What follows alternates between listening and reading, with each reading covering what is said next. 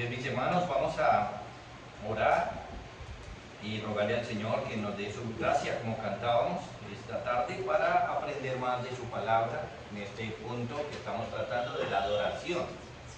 Oremos.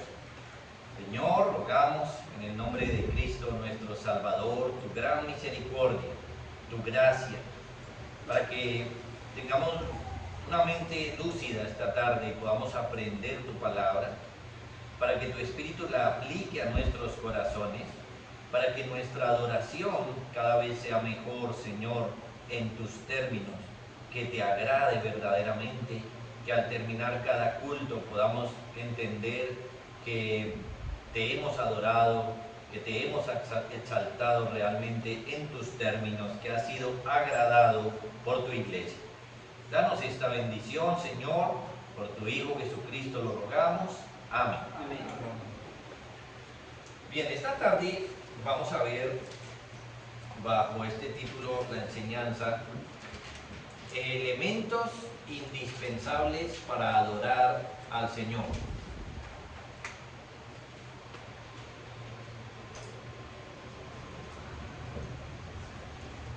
Elementos indispensables para adorar al Señor. Por ejemplo, es un tema importante, ¿no? Muchas veces no hemos pensado en qué cosa es indispensable, qué necesito para adorar a Dios. Eso es lo que vamos a tratar en este momento. Entonces, primero, creer en Cristo. Imagínense.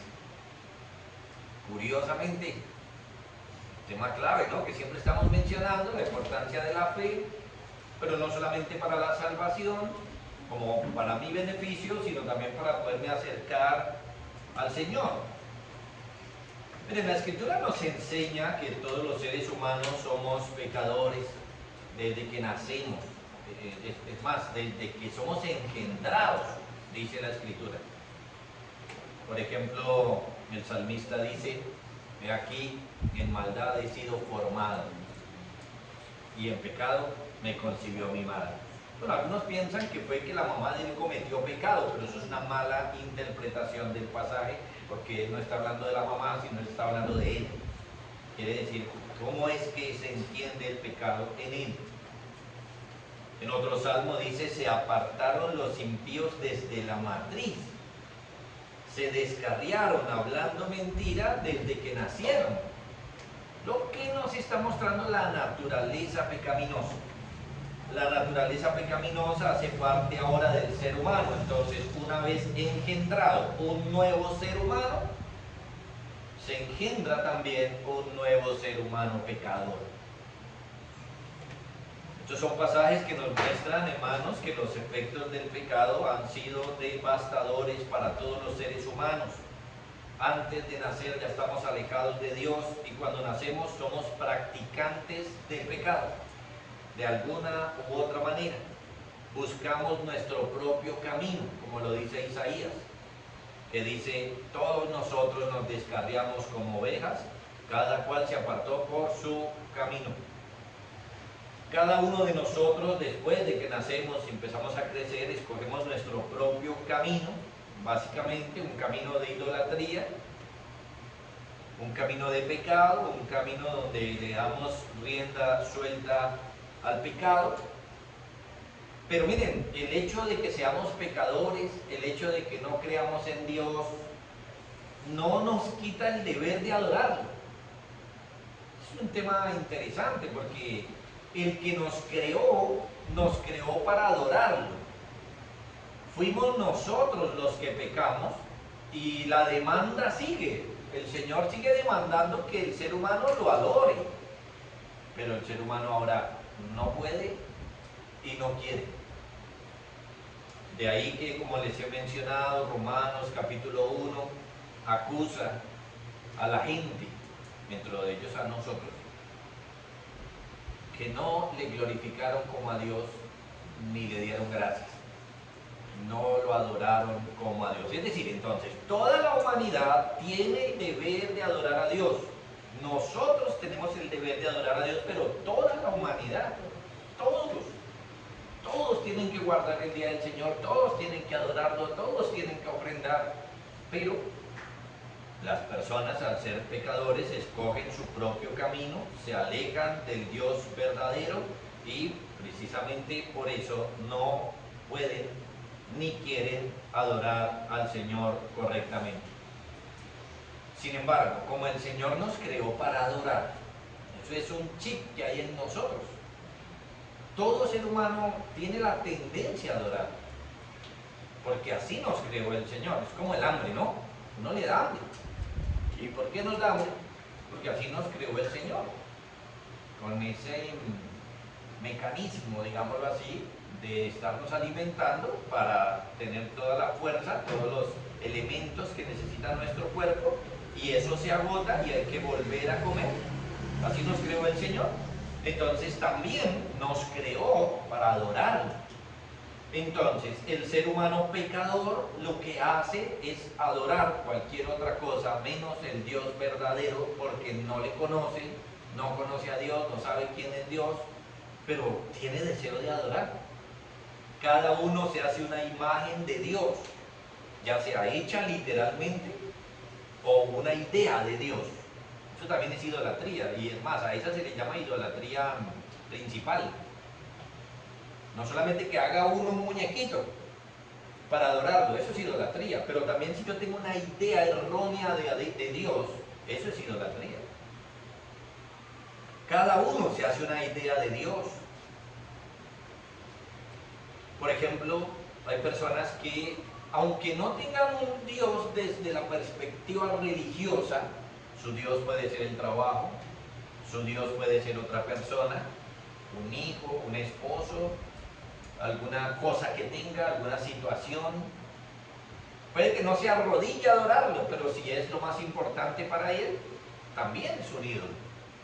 Así que en un tiempo como el que estamos más secularizados, es posible que no veamos personas arrodillándose al sol y a la luna, y los hay, pero sí veamos personas dándole toda su vida a otra persona, a otra cosa, a un tema particular, el trabajo, el dinero, la fama, familia, esposa, hijos, etc. Otros tienen dioses más elaborados, creando religiones falsas, inventando reglas religiosas, libros sagrados, ritos, desde los más sangrientos como quemar o sacrificar a sus propios hijos, hasta los más sofisticados donde no haya ninguna de estas cosas, sino más bien otro tipo de ofrendas o algo así, pero al final esto no es más que estar descarriado y lejos de Dios. ¿Cómo puede entonces alguien adorar a Dios así? El Señor Jesucristo dijo: esta es la vida eterna, que te conozcan a ti, el único Dios verdadero, y a Jesucristo tu Hijo. Es necesario entonces, noten, conocer a Cristo y creer en Cristo si es que vamos a adorar a Dios. En la medida que nosotros, por ejemplo, no creamos en Dios, no creamos en el Señor, no creamos en su Biblia, no creamos en su Hijo, etc., estamos obligados a adorar, pero no podemos adorar, ni queremos adorar correctamente. Entonces todo el tiempo estamos ofendiendo al Señor, y por eso Romanos capítulo 1 es clave, porque Romanos capítulo 1, 2 y 3 acusan a toda la humanidad de pecados y por qué toda la humanidad debería estar condenada y rumbo al infierno. Como dice Pablo ya en el capítulo 3, hemos acusado a judíos y a gentiles, que todos están bajo pecado. Para adorar a Dios hay que conocerlo, hay que conocer a su Hijo Jesucristo. Para conocer a Dios hay que conocer a su Hijo. Noten, para adorar a Dios hay que conocerlo, para adorarlo hay que conocer a Dios, pero para conocer a Dios tengo que conocer a su Hijo. Jesús dijo: yo soy el camino, la verdad y la vida, nadie viene al Padre sino por mí. Nadie, dice, solamente Jesús es el camino y el único camino para conocer a Dios, al Creador. Entonces solo Cristo me enseña esto. Solamente si yo conozco a Cristo y creo en Cristo, puedo conocer al Padre, porque Jesús es el único que nos lleva al Padre. Así que para conocer a Dios, para salvación, necesito a Cristo. Pero para conocer a Dios, para adorarlo, también necesito a Cristo. Es Cristo entonces el que me puede enseñar la verdadera adoración. Solamente Cristo puede enseñar la verdadera adoración, porque Él conoce la voluntad del Padre. Y la intermediación de Él es enseñarnos la voluntad del Padre. El Señor Jesús dijo: esta es la voluntad del que me ha enviado, que todo aquel que ve al Hijo y cree en Él tenga vida eterna, y yo lo resucitaré en el día postrero. Así que el Señor Jesús tiene todo el poder para salvar, pero tiene todo el poder para darnos a conocer al Padre y qué es lo que le agrada al Padre. Y básicamente de eso es que se trata el Nuevo Testamento. El Nuevo Testamento es la palabra de Cristo. Claro que también podemos decir que el Antiguo, pero con más claridad, el Nuevo Testamento es la palabra de Cristo. Note que el mismo Señor no escribió su palabra. ¿Pero quién escribió su palabra? Sus apóstoles, sus profetas en el Nuevo Testamento. ¿Y de quién hablaban o qué hablaban ellos? La voluntad de Cristo, la mente de Cristo, como dice Colosenses. Entonces, solo los que creen en el Señor Jesús, los que han nacido de nuevo, solo los que creen pueden ver el reino de Dios, pueden entrar en el reino de Dios, y solo los que creen pueden adorar a Dios correctamente. Eso es algo que vemos claramente en Hebreos, capítulo 11.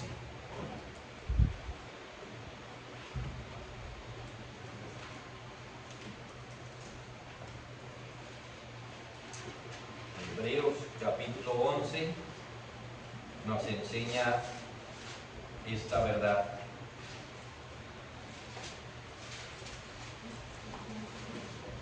Tenemos dos versos en un solo capítulo. Verso 4: por la fe Abel ofreció a Dios más excelente sacrificio que Caín. ¿Dónde estuvo la diferencia entre la adoración de Caín y la adoración de Abel? En la parte interna, no en la ofrenda como tal, pero en la parte interna.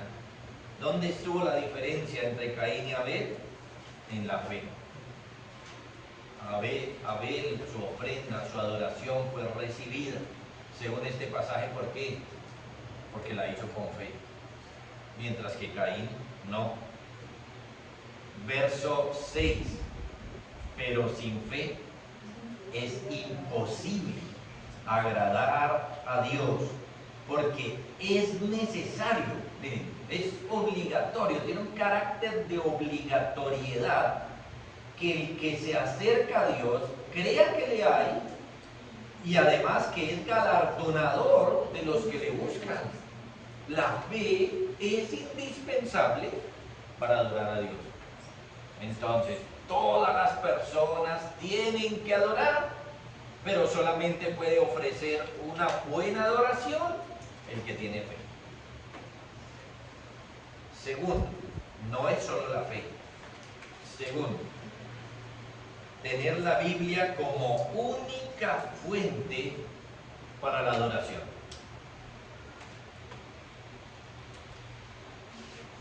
Un tema importante al que vamos a pasar. Porque algunos hermanos piensan que el hecho de que yo crea en Él automáticamente santifica toda mi vida. Y eso no es automático. Algunos piensan que porque yo ya tengo fe, entonces cualquier cosa que yo realice, o que yo venía realizando, pero ahora que tengo fe, ya el Señor la va a recibir porque sí. Y entonces por eso muchos cristianos cristianizan cosas malas. Por ejemplo, como por meterme ahí en un tema controversial, pero por ejemplo, usted nota hoy cristianos cristianizando los tatuajes. Pero ¿dónde dice la Biblia que se haga eso? Claro, el otro me dirá, pero ¿dónde dice que no? Pero ¿dónde dice que sí? ¿Por qué los cristianizamos? Si eso no es de la cultura bíblica, es de otras culturas. La cultura tatú, por ejemplo. ¿Sí me hago entender? Entonces los cristianos cristianizan su vida. Antes iba a fiesta, ahora también, pero ahora soy cristiano, entonces ahora es válida. ¿Por qué? Porque ahora tengo fe. ¿Por qué? Si es lo mismo. ¿Me hago entender? Quieren cristianizar las cosas. No, así no es. Claro, es verdad que cuando tengo fe ya soy salvo, soy perdonado, pero entro en un proceso de santificación progresiva, donde yo debo de ser transformado a la luz de lo que diga la palabra, la Biblia. Claro, ese es el punto clave y es lo que les estoy diciendo ahora. Entonces, para adorar a Dios, en segundo lugar, es indispensable tener la Biblia como única fuente para la adoración. Aquellos que creen en Cristo, entonces, tienen una ventaja enorme sobre los que no creen en Él, porque los que no creen en Él tienen que adorar, pero no saben cómo hacerlo y no quieren saber, y todo lo que hacen es idolátrico y ofensivo al Señor. En ese orden de ideas, el cristiano tiene una ventaja. El Señor les ha dado la capacidad de acercarse a Él con la fe, pero aún les falta conocer su palabra y saber exactamente qué es lo que le agrada para agradarlo, para hacerlo. Entonces ocurre que muchos hermanos que ya han nacido de nuevo, que ya creen en Cristo, no adoran a Cristo correctamente, y uno se pregunta por qué, si son cristianos, por qué inventan prácticas, qué es lo que ocurre. Bueno, hermanos, debemos entender que los que son verdaderos cristianos tienen la capacidad de ver ahora el reino de Dios. Es como que Dios les dio un órgano espiritual para ver, tienen la capacidad de ver, pero les hace falta dirigir su mirada a donde la tienen que poner, en su reino, y esto es básicamente en su palabra. Mirar a la Biblia, mirar su palabra. ¿Qué es lo que agrada al Señor? Él nos habla por ella. Entonces yo no puedo decir voy a hacer esto porque con esto voy a agradar al Señor. Si mira la Biblia, tengo es que ir a la Biblia y que ahí el Señor me va a decir esto es lo que me agrada y luego entonces hacerlo. La Biblia es la única fuente de conocimiento espiritual.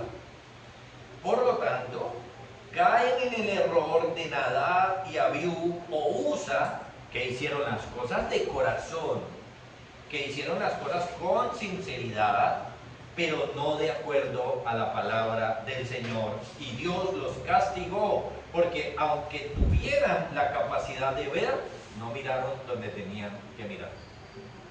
De pronto miraron a su propio corazón y dijeron, yo voy a hacer esto para la gloria de Dios, sinceramente. Pero no miraron la Biblia, y era la Biblia la que tocaba mirar. Claro, las cosas hay que hacerlas con sinceridad, pero conforme al mandato, conforme a la regla, conforme al principio. Así que en muchas iglesias hay hermanos, creyentes, nacidos de nuevo, que no tienen la Biblia como la única fuente de conocimiento espiritual para la adoración y han puesto su mirada en cualquier lugar menos donde se debe. ¿Qué es lo que hacen en muchas iglesias? Si somos realmente realistas, pues miran algo que les guste, voy a llevar eso a la iglesia, y vienen y lo traen. Sea que miraron a otra iglesia, sea que quisieron copiar a otra iglesia, o sea que están copiando del mundo, porque, por ejemplo, todos estos ritmos y cosas, ¿cierto? Por ejemplo, ¿de dónde salió el vallenato? ¿De la Biblia o del mundo? ¿Cierto? ¿De dónde salió el reggaetón? Pero vamos a adorar a Dios con reggaetón. Vamos a adorarlo con reggaetón. Y usted sabe, hay iglesias que cantan reggaetón. Así, en culto público. ¿De dónde sacaron eso? ¿De la Biblia? O mirando por ahí, mirando al mundo, o mirando a otra iglesia, o mirando a otro tipo de comunidades, pero dijeron, vea, esto está como bueno, traigamos esto. Y eso era lo que hacía uno de los reyes de Israel. Uno de los reyes de Israel iba y miraba cómo adoraban por allá a otro lugar y decían, uy, yo voy a decir a la gente de mi reino que hagan un altar igual. Y poco a poco fueron sacando el arca de Dios del templo y fueron más bien metiendo este mueble hasta que se volvió toda una idolatría en la casa del Señor. Esto está absolutamente mal porque podemos decirlo así, sin quererlo están pecando. Queriendo agradar a Dios lo están ofendiendo. Queriendo servirle no le hacen. Entonces les pasa como los judíos del siglo I de Romanos 10, verso 1 y 2.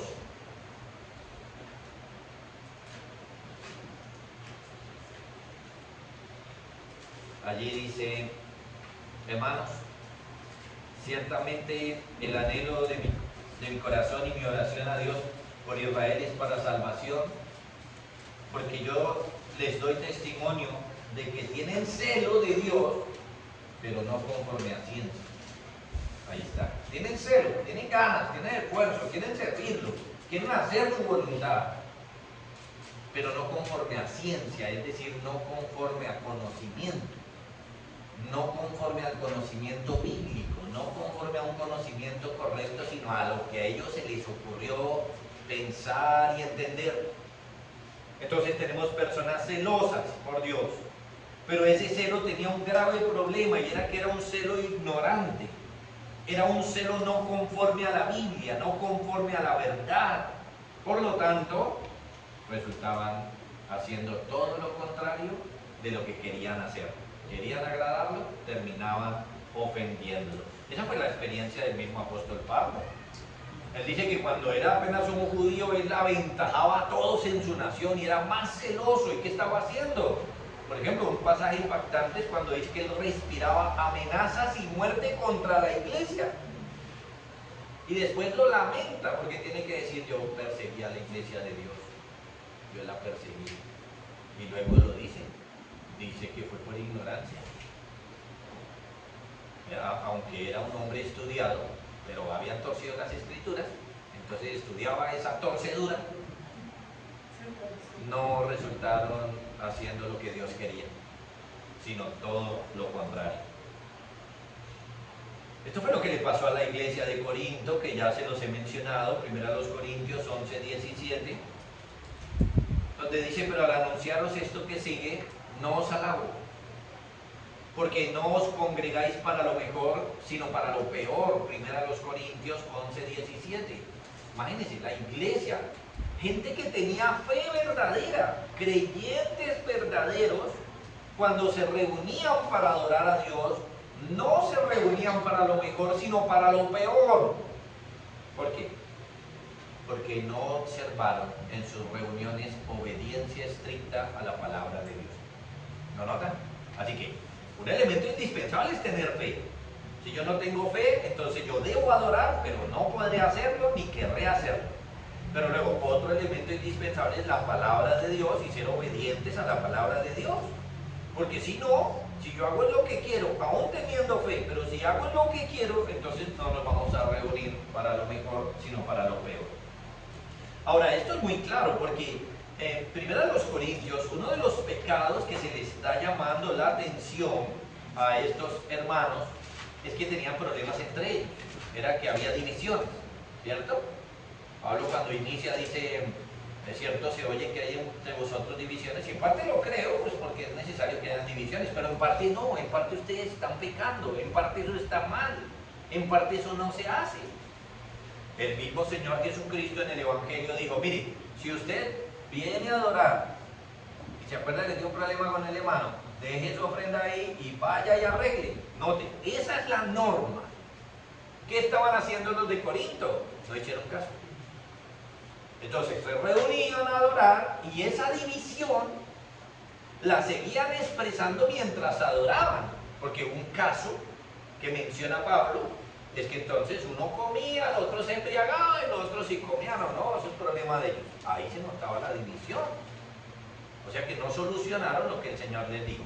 ¿Por qué se reunieron para lo peor? Por no haber atendido a la palabra de Dios, por ejemplo, en pasajes como esos que el Señor les dijo, arregle antes de adorar. arregle antes de adorar, no hicieron caso. Entonces vemos que es indispensable la palabra. En las palabras del Señor Jesús es claro, miren, en Juan capítulo 4, verso 24, cuando le está enseñando a la mujer samaritana acerca de la adoración, le dice, Dios es espíritu, y los que le adoran, es necesario que le adoren con dos reglas, en espíritu y conforme a la verdad, en verdad, en la palabra, conforme a las escrituras.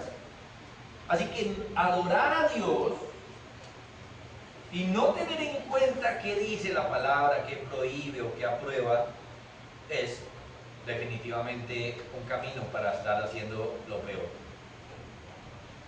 Lo mismo hemos leído en 1 Timoteo 3:15, cuando Pablo le dice, yo te escribo esto para que citando sepas cómo debes conducirte en la casa de Dios, que es la iglesia del Dios viviente, columna y baluarte de la verdad. Esto es, que la iglesia es la que tiene que poner esto en alto. ¿Y cómo es esto de poner en alto? ¿Necesitamos conseguirnos un pedestal para ponerla así? ¿Eso es lo que significa? No, ponerla en alto es predicarla, enseñarla y vivirla. Es vivir conforme a lo que se me enseña. Es que si aquí estamos creyendo que debemos amarnos, entonces debemos amarnos. Es que si estamos creyendo que hay que adorar a Dios, como dice la Escritura, debemos ir a la Escritura para ver cómo es que debemos adorar a Dios. ¿Lo notan? Eso es ser columna. Si nosotros decimos que creemos, por ejemplo, en el día del Señor y no guardamos el día del Señor, pues no estamos siendo columna y baluarte de la verdad. Si los pastores desde aquí predican, por ejemplo, los roles en el matrimonio, pero allá ninguno vive los roles del matrimonio, entonces esa iglesia no es columna y baluarte de la verdad. Hay hermanos que se enorgullecen porque dicen, qué bueno que predica mi pastor, pero yo no le hago caso. Entonces, eso no sirve, eso no funciona. La iglesia es o debe ser columna y baluarte de la verdad. Poner la Biblia en alto, sostener la verdad. Entonces, cuando hablamos de la adoración, una de las formas como nosotros ponemos la Biblia en alto es que nuestra adoración sea bíblica. Que todo lo que hacemos aquí en los cultos pueda ser probado por las Sagradas Escrituras. Que si algún hermano nos dijera, pero ¿por qué cantamos? ¿Pero por qué oramos? ¿Pero por qué se lee la Biblia? ¿Pero por qué se predica? ¿Pero por qué se recoge ofrenda? ¿Pero por qué se toma la cena del Señor? Eso se pruebe con la Escritura. Y si alguien nos dice, pastor, ¿y por qué no tenemos en el culto una sección de payasos? Poder responder tranquilamente que eso no está en las Sagradas Escrituras. No está en las Sagradas Escrituras y por lo tanto no lo hacemos. Tercero, tenemos este tercer elemento indispensable es tener la iluminación del Espíritu Santo. ¿Miren que simplemente ser cristiano? O sea, nos falta. Y esa es la razón por la cual vemos diferencias entre iglesias e iglesias. Porque no estamos diciendo que por allá no haya cristianos. Pero si no están haciéndole caso a la Biblia, o si no tienen la iluminación del Señor, igual esos eran elementos indispensables para adorarlo. Y esa es la diferencia entre iglesia e iglesia a la hora de adorar. Es posible entonces que haya un verdadero hombre de Dios o mujer de Dios que ha nacido de nuevo, que cree en Cristo, que tiene fe verdadera. Es posible que el propósito de ese hombre o de esa mujer o de esa iglesia sea tener la Biblia en alto como su única fuente, pero ¿es suficiente eso? Todavía falta la iluminación del Espíritu Santo. La gloriosa obra de Dios mostrándome el sentido correcto de las Escrituras. Cuando una persona cree en Cristo, Dios lo libera del poder esclavizante del pecado Es decir, que el que cree en Cristo ya no es esclavo del pecado. El Señor le dijo, y conoceréis la verdad, y la verdad os hará libres. Así que si el Hijo os libertare, seréis verdaderamente libres. De tal manera que el pecado ya no es nuestro amo, pero todavía hay pecado en nosotros. Ojo con eso. Todavía hay pecado en nosotros. Y el pecado actúa siempre igual. El pecado es pecado. El que cambié fui yo, no el pecado. ¿Eso qué significa? Que como todavía hay pecado en mí, eso significa que el pecado todavía engaña y endurece. Esto nos lo enseña Hebreos con claridad. Si el pecado está todavía en mí, y está, sabemos que solamente somos santificados el día que nos muramos o cuando Cristo vuelva por segunda vez. Entonces, mientras estemos vivos, tenemos pecado y el pecado actúa igual. El pecado me engaña. Es decir, si nosotros analizamos el pecado, podríamos decir, ¿cuáles son las propiedades del pecado? Bueno, el pecado engaña y endurece. El pecado hace eso en el incrédulo, lo engaña y endurece. Y son esclavos del pecado. Pero el pecado hace lo mismo en el creyente. Engaña y endurece. Ya no lo esclaviza, porque Cristo lo hizo libre. Pero como todavía el pecado mora en él, engaña y endurece. Todavía hace estas dos actividades. Así que, entonces, cuando preguntamos, ¿es suficiente con tener fe y es suficiente con tener la Biblia? No, necesitamos las operaciones del Espíritu Santo iluminándonos y dándonos a entender más de sus bendiciones. Bien, Pablo lo dice en Romanos capítulo 7, hablando de su experiencia como creyente, pero pues un creyente, como todo creyente, pecador.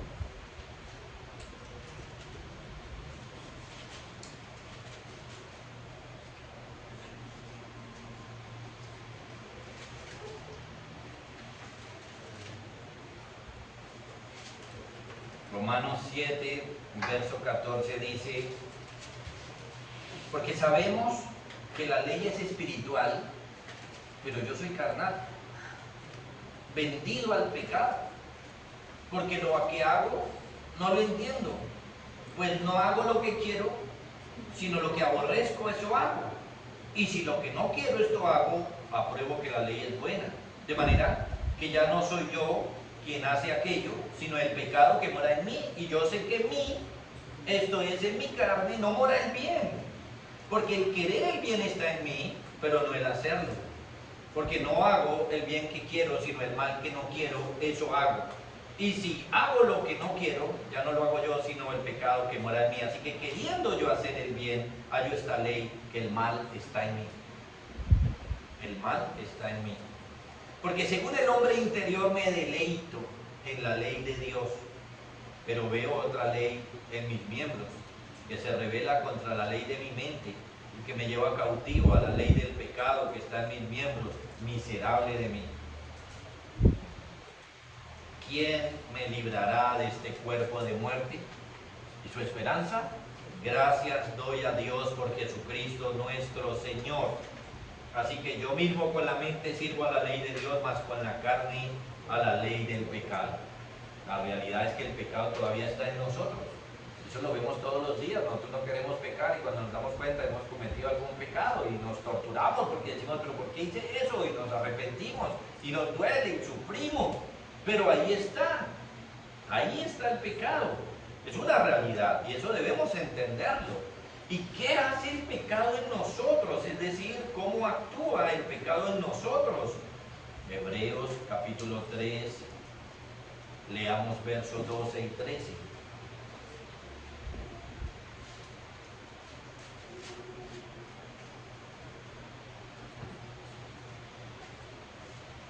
Le dice a una iglesia, la iglesia hebrea, le dice, mirad hermanos, que no haya en ninguno de vosotros corazón malo de incredulidad para apartarse del Dios vivo. Antes, exhortaos los unos a los otros cada día, entre tanto que se dice hoy, escuchen, para que ninguno de vosotros se endurezca por el engaño del pecado. El pecado engaña y el pecado endurece. Entendemos que el pecado está en nosotros, de tal manera que el pecado normalmente me va a engañar. Ahora, como se los he dicho, nosotros hablamos del pecado como en tercera persona, como si fuera otra persona, y es una forma buena de hablar de él, pero al final el pecado soy yo. O sea que el engaño del pecado son mis propios argumentos para no obedecer al Señor. En realidad eso es lo que es el pecado. El engaño del pecado es cuando yo me argumento porque no quiero obedecer algo que el Señor me está diciendo. Como Jonás. ¿Sí? Como Jonás, nos tocó salir, fue huyendo. Y el hombre se engañó creyendo que Dios no lo iba a encontrar en el barco y lo encontró. Y lo mandaba para el fondo. Y el pez lo llevó donde tenía que ir. Uno se engaña, creyendo que Dios no está ahí pendiente, que Dios no lo sabe. Uno dice, no, Dios sí lo sabe todo, pero uno se engaña. Se dice mentiras, ¿cierto? El pecado actúa de esa manera. Entonces nosotros necesitamos más ayuda divina. Y la ayuda divina es la iluminación del Espíritu Santo. Por ejemplo, hablando de los incrédulos, la Biblia dice, pero si nuestro evangelio está aún encubierto, entre los que se pierden está encubierto, en los cuales el Dios de este siglo cegó el entendimiento de los incrédulos para que no les resplandezca la luz del evangelio de la gloria de Cristo, el cual es la imagen de Dios. Eso es lo que hace tanto el pecado como el diablo, ¿cierto? Oscurecer a la persona. ¿Cómo ilumina Dios a la persona? Con su espíritu y su palabra. La palabra sola no. Hay muchos incrédulos que leen la Biblia en cantidades y no entienden nada, espiritualmente hablando. Necesitan la obra del Espíritu Santo, necesitan la operación del Espíritu Santo, necesitan que el Espíritu les ilumine, como dice Efesios 1, 16 y 17 y 18. Efesios 1:16. Pablo dice, no ceso de dar gracias por vosotros, haciendo memoria de vosotros en mis oraciones, para que el Dios, uno dice, pero ¿cómo así para que el Dios? O sea que está dando gracias y orando. Da gracias y ora, para que el Dios de nuestro Señor Jesucristo, el Padre de gloria, os dé espíritu de sabiduría y de revelación en el conocimiento de Él, alumbrando los ojos de vuestro entendimiento, para que sepáis cuál es la esperanza a que Él os ha llamado y cuál es la riqueza de la gloria de su herencia en los santos. ¿Por qué ora Pablo por la iglesia de Éfeso? Por iluminación. Ellos ya tienen la Biblia, hasta donde tenían. Ellos ya tenían fe. ¿Qué les faltaba? ¿Y por qué ora Pablo? Por iluminación. Una de las operaciones del Espíritu Santo, una de sus operaciones maravillosas, gloriosas, es Él el que nos hace entender la Biblia. Es Él el que nos hace aplicar la Biblia. Es Él el que nos la aplica a nuestros corazones. Es Él el que hace que, por ejemplo, siempre hayamos leído un pasaje y de un día para otro terminamos llorando. ¿Por qué? Si yo he leído ese pasaje montones de veces, bueno, porque ahí se la aplicó. Es Él el que la aplica. Cuando la obedecemos, de pronto la hemos leído muchas veces y no la obedecemos, y un día sentimos y experimentamos que nos presiona y entonces vamos a la obediencia. ¿Quién hace eso? El Espíritu Santo. Así que yo puedo tener fe, puedo tener mi Biblia y aún así puedo adorar a Dios más. Necesito al Espíritu para que me aplique su palabra y lo adore bien. Ahora, hay ejemplos de esto. Por ejemplo, ayer les mencionaba cómo hay iglesias que fomentan el desorden en los cultos. ¿Y qué dice el Espíritu? Que los cultos deben ser con orden. que Dios es un Dios de orden, que haga todo decentemente y con orden. ¿Por qué no hacen las cosas con orden si son creyentes y tienen la Biblia? Necesitan que el Espíritu Santo les ilumine y entiendan y digan, esto es un desorden, esto hay que arreglarlo. La misma iglesia de Corinto estaba en desorden tanto que Pablo escribe en la epístola, miren, si van a hablar en lenguas, háganlo por turno, uno por uno, y uno hable en lenguas y el otro interprete, y hagas todo decentemente y con orden, y traduzcan, porque entonces ¿cómo va a decir amén el que está oyendo? Orden. Y se le tuvo que decir a la iglesia esto, se le dio la palabra, pero sin el Espíritu Santo, hermanos, estas son cosas que se pueden dejar de lado, que se pueden desechar. Así que realmente nos toca ir más a fondo.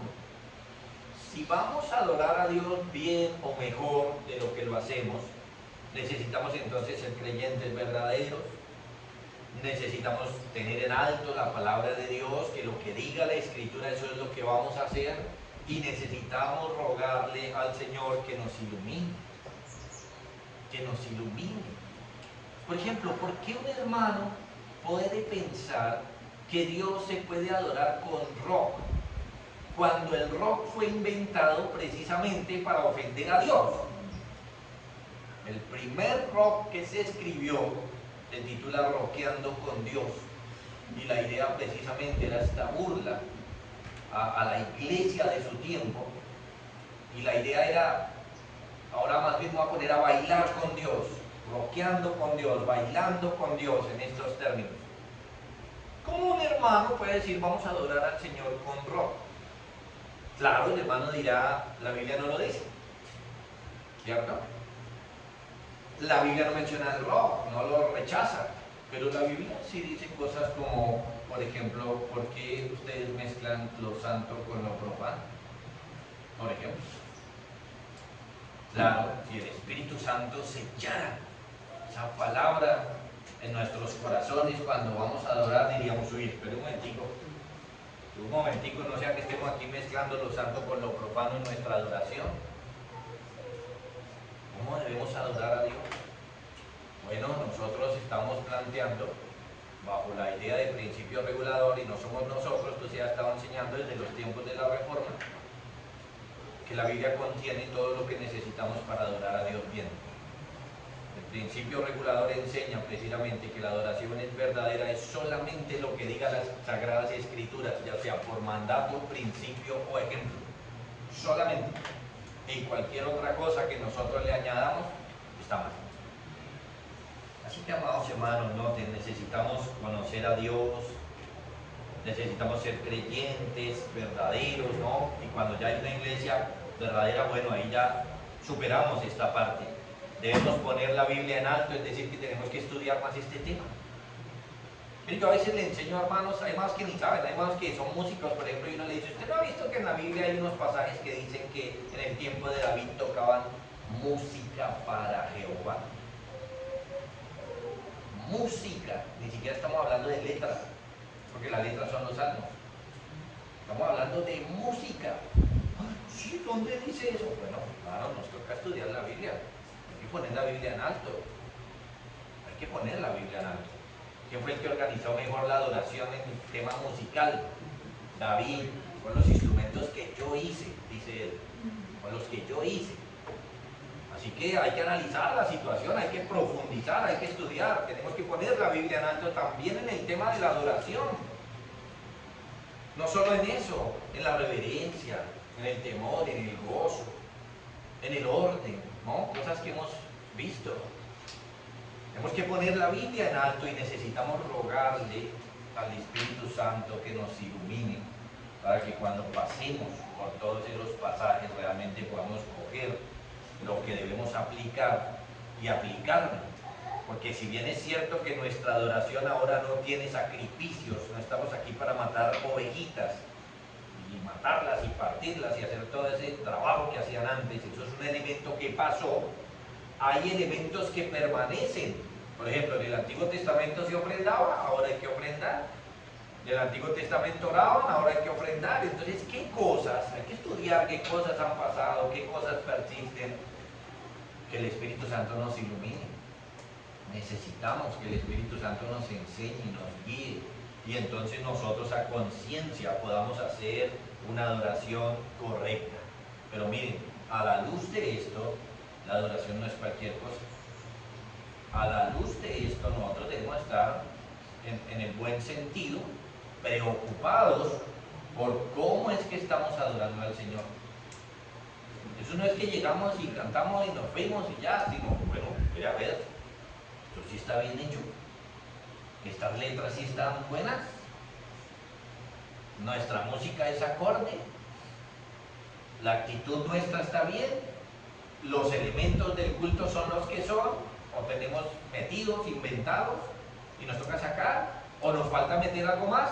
Todo eso, amados hermanos, tenemos que pensarlo con seriedad para que Dios sea adorado. Entonces, próximamente vamos a entrar en los elementos del culto. Por ahora, oremos que el Señor nos conceda poner su Biblia en alto y que nos dé su Espíritu para aplicar. Padre, estamos agradecidos contigo por este tiempo especial que nos has dado para mirar las Escrituras, por todos estos versos que nos iluminan acerca de este tema de la adoración. Padre, rogamos tu misericordia porque estamos viendo que el simple hecho de ser iglesia no cristianiza nuestra adoración.